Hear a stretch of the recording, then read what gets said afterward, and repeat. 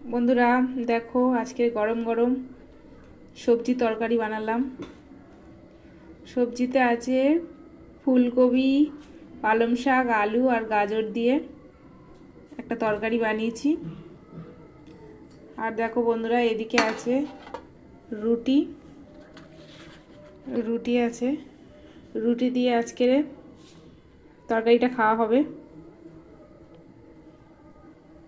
দেখো কেমন হয়েছে বন্ধুরা সেটা জানিও। আর দেখো এই একটু তরকারি নিয়ে নিলাম।